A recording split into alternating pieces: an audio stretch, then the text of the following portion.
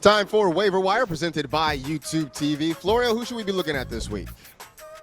Geno Smith in a good matchup this week against the Lions. Aaron Rodgers is starting to look like Aaron Rodgers again. And then we talked a lot about Sam Darnold. Braylon Allen, we told you to pick up last week. Do not make the same mistake of leaving him out there this week.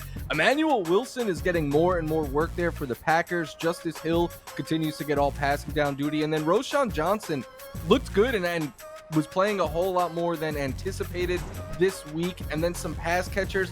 Quentin Johnston, if he was still left on your waiver wire, change that now. Jauan Jennings obviously needs to be added after what he just did. Allen Lazard and Wan'Dale Robinson, some wide receiver twos for the New York teams.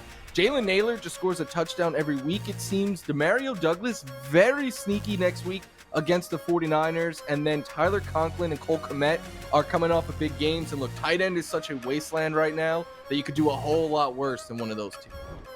No doubt about it. Let's talk about Jauan Jennings, though, real quick. Look, Laquan, it was obviously a huge day for him in the losses for the 49ers.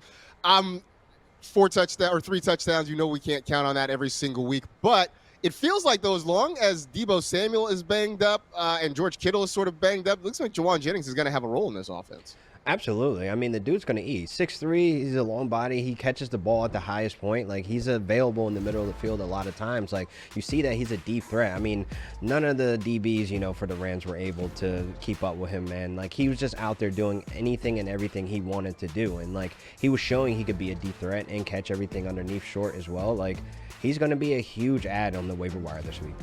It's good to see the Niners extended their wide receiver Jeez, one. They also paid Brandon Ayuk. So, there's that. Yeah. I thought Ayuk would have this game. I'm not happy. There are a lot of people who did. I actually thought he would too, to be honest with you. You mentioned, Florio, the tight end position, which is really a problem right now. Cole Kmet, I know the Bears haven't been great offensively, but he does look like he's going to get some opportunities there. Even with the three, well, we'll see. Does it happen when the 3 wide receivers come back, I guess is the question. In week 1, the only time we really saw all 3 play, Kmet only had 1 target, so I'm not sure if it'll sustain. But right now, who knows with Keenan Allen? This is a heel issue going back to something he was dealing with last season. So I don't know if we could really bank on Keenan's availability. If he does suit up, then the expectations for Kmet changes. But 11 targets this past week is something you just simply cannot ignore, not at the tight end position. There's very few usable options right now, and even fewer on the waiver wire. So you got to take a chance. At this point, if you get 7 to 9 points out of your tight end, you got to kind of feel good about that. That's a Anything win. else is kind of a bonus at this point. So speaking of guys that maybe are frustrating for us, get to the segment we're calling It's Over. It's been 3 weeks. These guys haven't produced. The situations look bleak. So for you, Laquan, who is somebody where it's like, I'm just done now?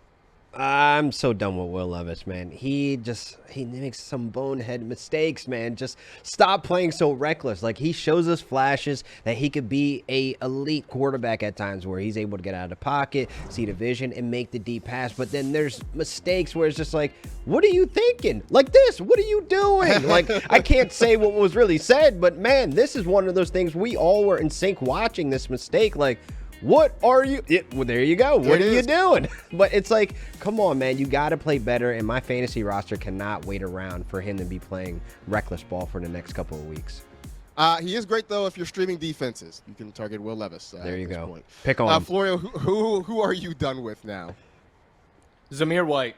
I faded him coming into the year. I have him on one team, and I want him on. Like, I understand if maybe you can't drop him, but there's no way you could start him right now. Through 3 games, he has 32 carries and 6 targets. That's good for just under 11 carries per game and 2 targets per game. He's played under 40% of the snaps in 2 out of the 3 games. And what's even worse is he is getting the most low-value touches you can get. He is used on the ground between the 20s. When they get into passing down situations, they bring in Alexander Mattison. And when they get on the goal line, they're like, you know what?